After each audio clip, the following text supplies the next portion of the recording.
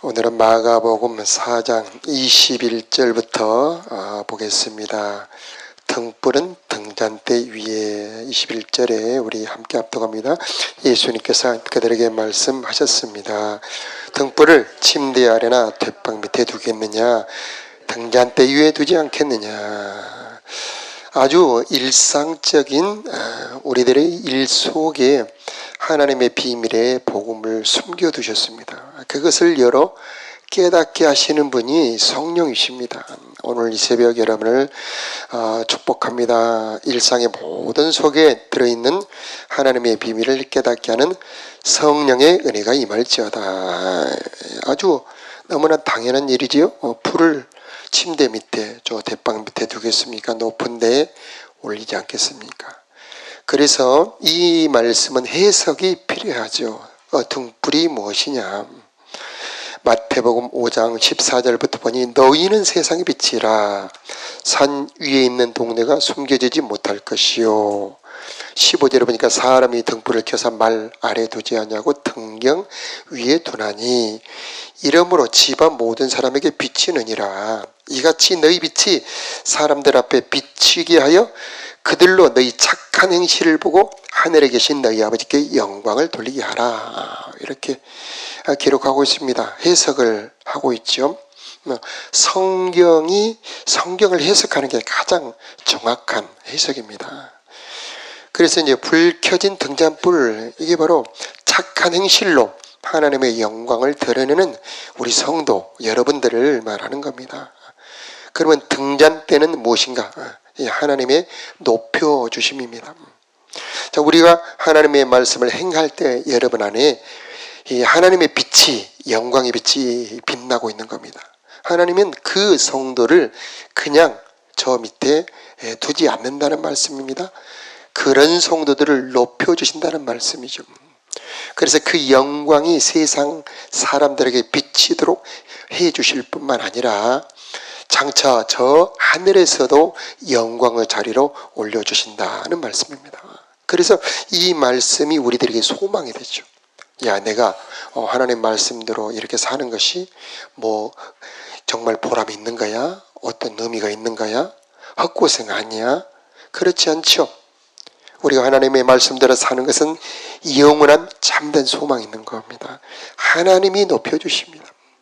우리들의 마음속에 하나님의 말씀을 품고 있다면 하나님은 그를 다윗처럼 들어 쓰시게 되어 있는 겁니다.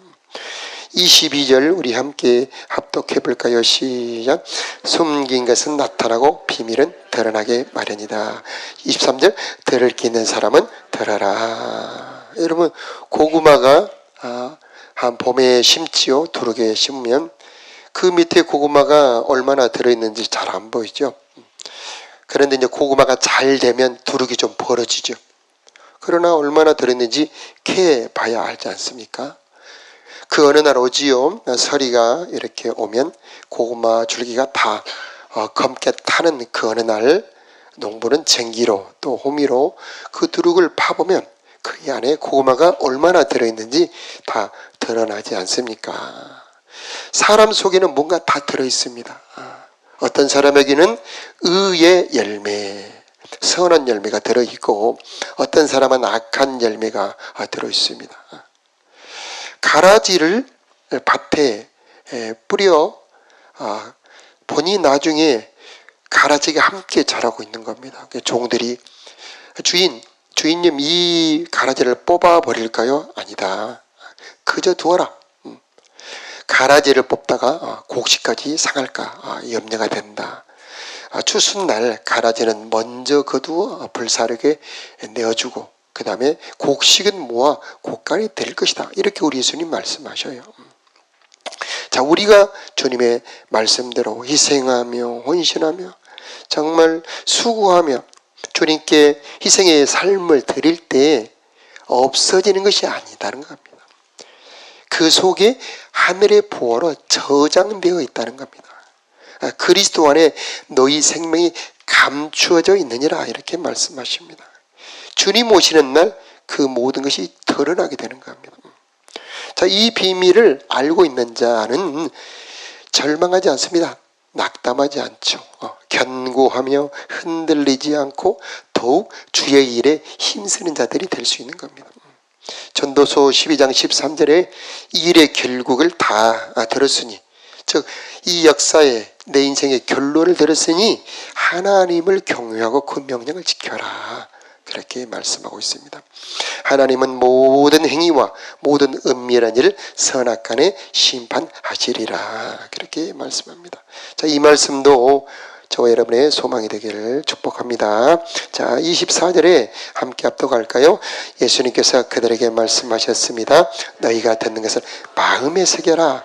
너희가 다른 사람에게 주는 만큼 너희가 받을 것이며 그 외에도 더 주실 것이다. 자, 우리가 말씀을 마음에 새길 때에 어떤 복이 있느냐. 계약서를 종이에다 가령 100억짜리 계약서를 썼다. 그러면 그냥 종이 한 장이 아니죠. 그 종이 한 장에는 100억짜리 가치가 있는 종이가 되는 겁니다. 그런 것처럼 우리 마음에 하나님의 말씀이 새겨진다면 바로 영원한 보화가 되는 겁니다. 돌판에 10계명이 새겨지니까 그게 가장 거룩한 돌판이 돼요. 법계 안에 보관이 되죠. 우리 마음에 거룩한 하나님의 말씀이 새겨지면 우리들의 마음이 거룩한 보배로운 마음이 되는 겁니다. 다윗의 마음에 하나님의 말씀, 하나님의 뜻이 있었을 때에 하나님은 그 다윗을 귀하게 사용해 주시는 겁니다. 나를 어떻게 귀한 존재로 만드냐? 우리들의 마음에 말씀을 새겨 넣는 겁니다. 그래서 신명기 6장에 너희는 이 말씀을 마음에 새기고 네 자녀들에게 부지런히 가르치라고 말씀하고 계시는 겁니다. 자, 25절 함께 읽어볼까요? 시작. 가진 사람은 더 받을 것이고 가지지 못한 사람은 가진 것마저 빼앗길 것이다. 여기서 그 가진 사람, 그 무엇을 가졌다는 말일까요? 23절로 연결해서 해석하면은 해석이 될 수 있을 겁니다. 그래서 들을 귀가 있는 사람은 더 받을 것이다. 그래서 하나님의 말씀을 받는 자세, 어제의 말씀의 주제였죠. 그래서 하나님의 말씀을 듣고 받고 마음에 새겨라. 그래서 시편 1편으로 보자면은 꿀송이보다 더 달게 즐거워하며 그러면 주야로 묵상하라. 여호수아서 1장으로 보자면 내 입에서 떠나지 말게 하며 그것을 항상 내 입에 묵상하라, 그렇게 말씀하고 있죠. 자, 우리들은 하나님의 말씀을 마음에 새기고 그리고 그 말씀을 가지고 있다면 그때 그 들을 귀가 있는 자들에게 말씀을 계속 주시게 되어 있습니다. 그러나 이 들을 귀가 없는 사람들은 그 말씀을 뺏겨버리고 잊어버리게 되어 있죠. 그러면 들을 귀가 무엇일까? 들을 귀가 무엇일까? 마음에 새기는 사람들은 어떤 사람일까? 그래서 말씀의 보배로움을 아는 사람들입니다.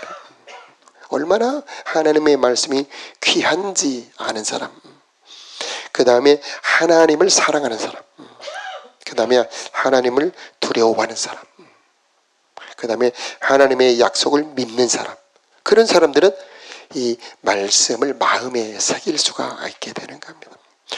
여러분은 어제도 우리가 말씀을 들었습니다만 하나님의 말씀이 얼마나 귀하다고 생각합니까? 시편에 보면 천천금문보다 더 귀합니다, 그렇게 말씀하죠. 하나님의 말씀은 생명입니다. 하나님의 말씀이 있으면 삽니다. 하나님의 말씀 잃어버리면 죽어버립니다. 멸망입니다. 하나님의 말씀은 우리들을 의의 길로 인도하고 하나님의 말씀 우리들의 영혼을 소생하게 하고 하나님의 말씀 우리들의 삶에 지혜를 주고 하나님의 말씀 우리를 생명길로 인도해 주고 자녀들을 지혜롭게 만들어주고 하나님의 복을 받게 하고 하나님의 사랑을 받게 하고 원수마귀를 물리칠 수 있게 하고요, 영혼의 양식이 되게 하고 이토록 하나님의 그 말씀은 보배로운 겁니다. 그래서 예수 믿는 사람들에게 예수님이 하시는 일 계속해서 말씀을 전하는 겁니다. 성령이 하시는 일이 뭡니까? 계속해서 말씀을 깨닫게 하고 말씀을 감동시켜주고 말씀대로 살 수 있는 힘을 주는 겁니다. 자, 여러분에게도 이 말씀의 복이 임하여서 여러분의 마음속에 말씀이 새겨지기를 축복하고요. 들을 귀가 있기를 축복합니다. 26절에는 하나님의 나라는 밭에 씨를 뿌리는 농부와 같다. 자, 이 하나님의 나라에 대해서 여러 가지 설명을 하지요. 그래서 농사로 표현하기도 하고 결혼으로도 표현하기도 하고 전쟁으로도 표현하기도 하고 장사로도 표현합니다. 자, 그래서 농사에 있는 많은 일들이 이 하나님의 나라 일에 이루어진다는 말이죠.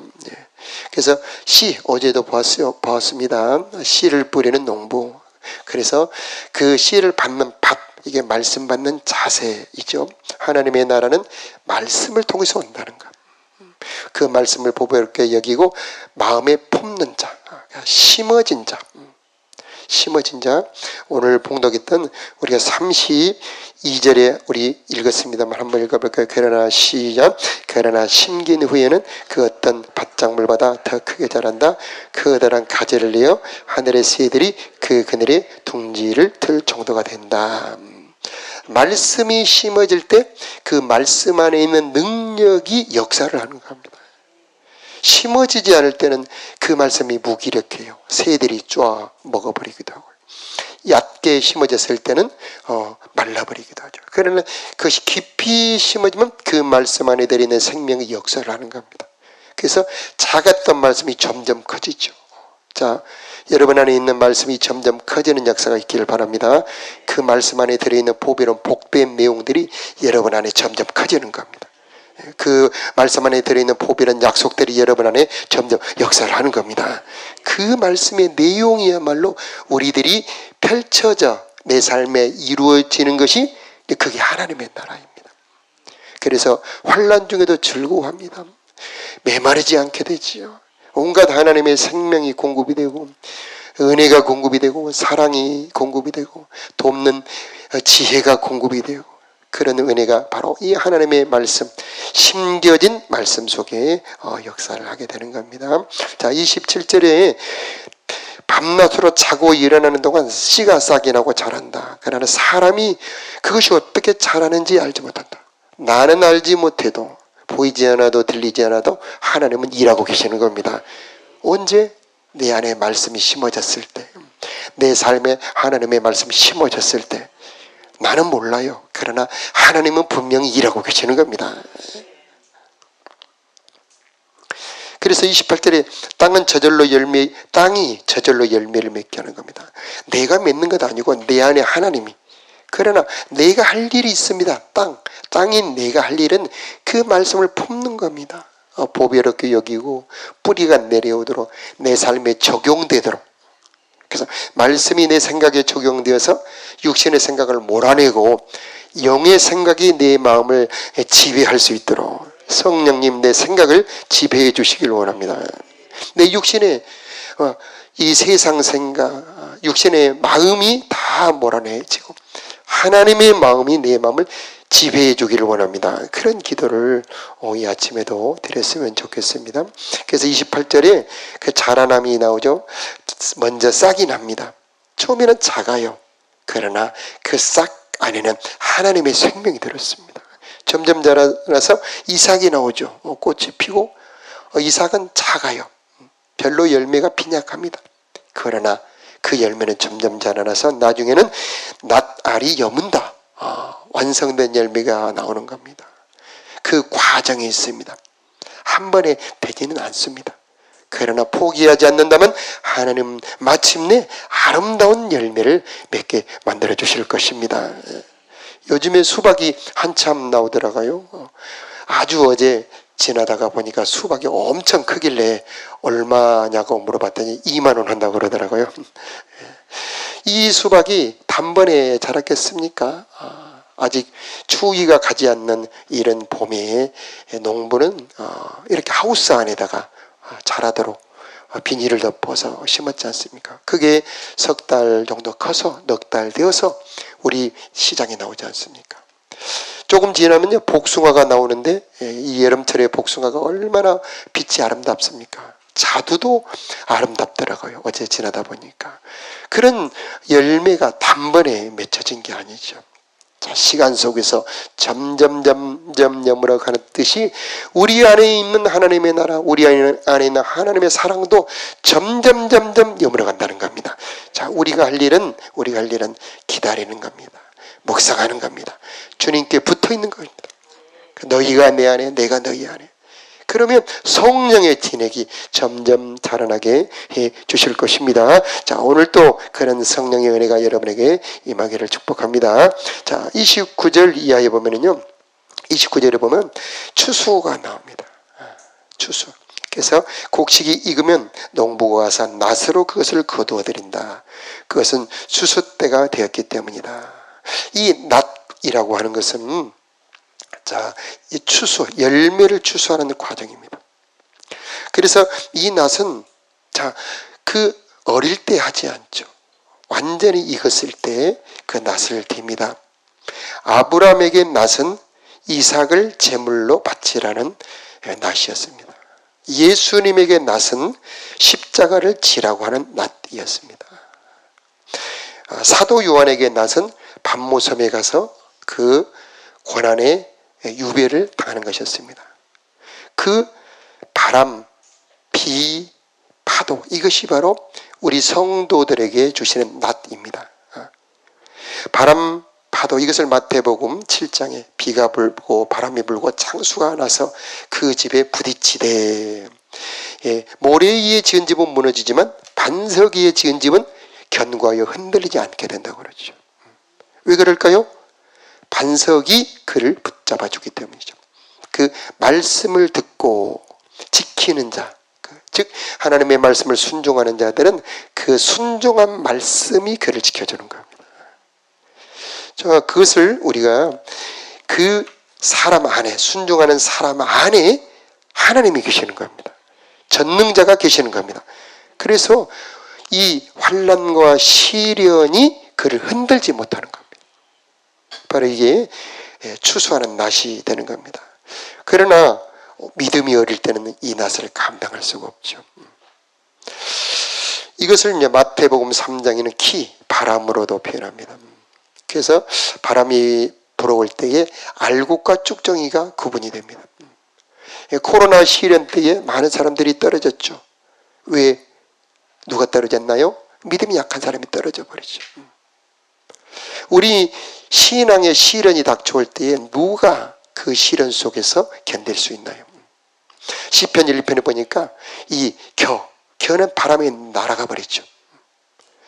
내 속에 예수님이 없다면, 내 속에 순종하는 말씀이 없다면 우리는 날아가 버리게 됩니다. 그러나 내가 하나님의 말씀을 버리지 않고 있다면 그 말씀은 하나님이 되어서 내 안에 계시는 겁니다. 그래서 그 하나님은 천지와 만물을 지은 창조자입니다. 어떤 피조물에서도 우리를 지켜줄 수 있는 능력의 하나님이에요. 그것을 이제 이 35절 이하에 보면 폭풍을 잠잠케 하신 예수님에 대해서 나오잖아요. 그래서 건너편으로 건너가자 하고, 자, 배를 타고 가는데 한참 가다가 이 37절에 매우 강한 바람이 세차게 몰았죠. 배를 덮쳐옵니다. 그런데 예수님은 주무시고 계시죠. 그럴 때에 예수님 38절에 예수님 죽게 되었는데 돌아보지 아니하십니까? 39절에 함께 읽어볼까요? 시작. 예수님께서 일어나시더니 바람을 꾸짖고 호수에게 명령하셨습니다. 조용히 하여라, 잠잠하여라. 그리고 바람을 멈추었고 호수가 잔잔해졌습니다. 아멘. 자, 40절에 예수님께서 제자들에게 말씀하셨습니다.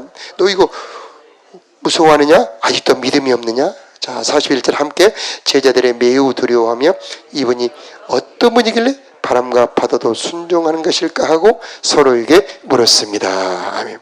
배 안에 예수님만 계신다면 바람과 파도를 걱정할 필요가 없는 겁니다. 바람과 파도가 몰아쳐올 때에 예수님이 주무시고 계시기 때문에 그 바람과 파도는 아직 여동치고 있습니다만 우리 예수님이 깨어나시기만 한다면 바람과 파도는 잔잔해지게 되어 있는 겁니다. 우리가 말씀을 심어 내 안에 말씀이 계신다면 말씀과 함께 하나님이 계시는 겁니다. 말씀과 함께 예수님이 나와 함께 있는 겁니다. 그러므로 바람과 파도를 걱정할 필요가 없습니다. 그래서 그 추수하는 낫을 넉넉히 견디고 열매로 곳간에 들어갈 수가 있게 되는 겁니다. 자, 이 하나님의 나라의 비밀이 여러분들에게 열어지기를 축복하고요. 여러분, 이 새벽에 오신 여러분, 주님을 깨우시기 바랍니다. 우리가 기도할 때 주님은 일어나실 겁니다. 그러면서 우리 주님께서 조용하여라, 잠잠하여라. 바람과 파도요 잠잠하여라 명령할 때에 바람과 파도는 잔잔해지게 될 것이며 우리는 거기에서 주님의 영광을 더욱 발견하게 될 것입니다. 자, 이 영광, 이 은혜를 경험하는 저와 여러분 되기를 축복합니다. 기도하겠습니다.